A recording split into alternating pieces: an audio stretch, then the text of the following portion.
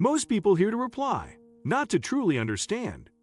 But if you want stronger relationships and more meaningful conversations, it starts with deep listening. In this video, we're breaking down how to build powerful listening skills that help you connect, earn trust, and show up fully in every interaction. Before we dive in, don't forget to like, subscribe, and tap the bell for more tools that help you grow in communication, mindset, and emotional intelligence. Let's learn how to listen in a way that truly lands, starting right now. 1. Be fully present. Silence distractions. Deep listening begins with full presence. Put away phones, close your laptop, and minimize internal distractions. Multitasking while listening fractures your attention and subtly signals that the speaker isn't your priority. When someone speaks, give them your eyes, your posture, and your patience. Our minds often wander during conversations, planning our responses or thinking of unrelated topics. Practice gently bringing your focus back to the person in front of you. This level of attentiveness communicates respect and care, even before words are spoken.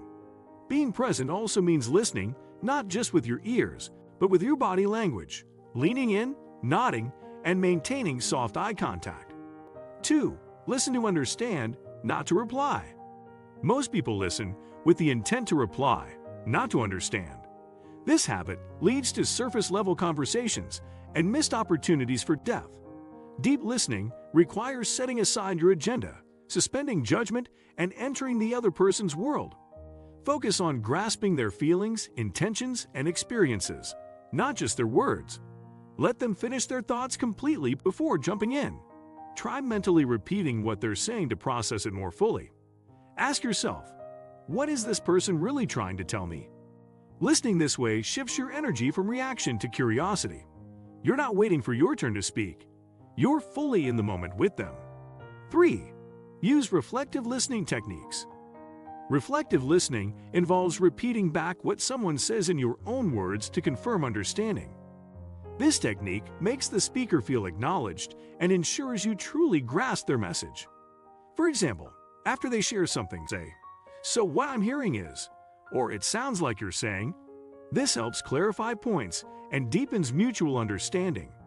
Be careful not to mimic or parrot. Genuine reflection means capturing the essence of what was said with empathy. Reflecting emotion is just as powerful as reflecting content.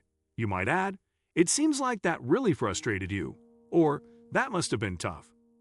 4. Ask open-ended questions.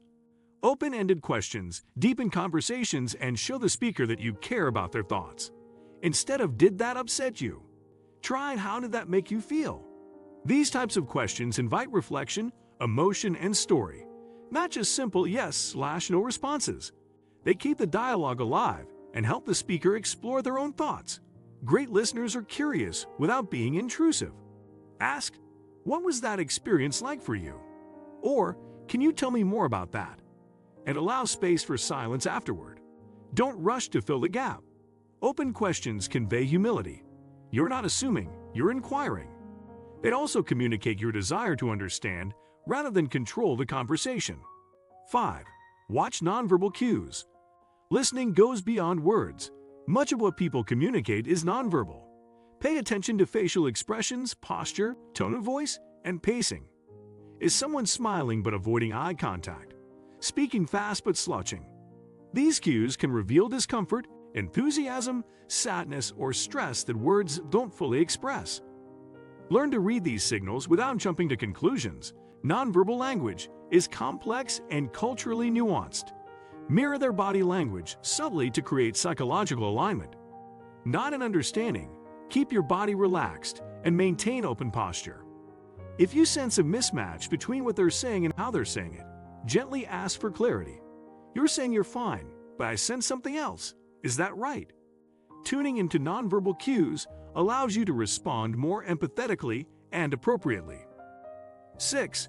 Practice patience and embrace silence. Silence can be uncomfortable, but it's also a powerful listening tool. Many people rush to fill gaps in conversation, often interrupting thoughts or short-circuiting deeper sharing. When you allow silence after someone speaks, you give them space to reflect and go deeper. It shows respect for their pace and gives their emotions room to surface. Resist the urge to interject with solutions or stories. Sometimes, what people need most is simply someone who will sit in stillness with them. Practicing patience also means letting the speaker complete their thought, even if you think you know what they'll say. Jumping in can make them feel dismissed or unheard. 7. Suspend judgment and stay neutral. One of the hardest yet most essential listening skills is suspending judgment. To listen deeply, you must set aside your biases, reactions, and internal commentary. This doesn't mean you abandon your values or opinions. It means you create a safe space where someone can express themselves without fear of critique or correction. When people feel judged, they shut down or become defensive. But when they feel accepted, they open up. Practice noticing your judgments without acting on them. 8. Validate emotions without fixing them. Often, we rush to fix or give advice when someone shares a struggle. But deep listening is not about problem solving. It's about presence. Validating emotions means acknowledging how someone feels without trying to change it. Say, "That sounds incredibly hard," or "It makes sense you feel that way," rather than "Here's what you should do." This type of listening affirms their experience and builds emotional safety. People don't always want solutions. They want to be seen and heard. Offering advice too early can feel dismissive, even if well-intentioned. Instead, reflect feelings and offer gentle support. 9. Notice and manage your internal reactions. As you listen, you'll naturally have internal reactions, opinions, emotions, memories, or urges to speak. Building deep listening means becoming aware of these inner responses without letting them hijack the conversation.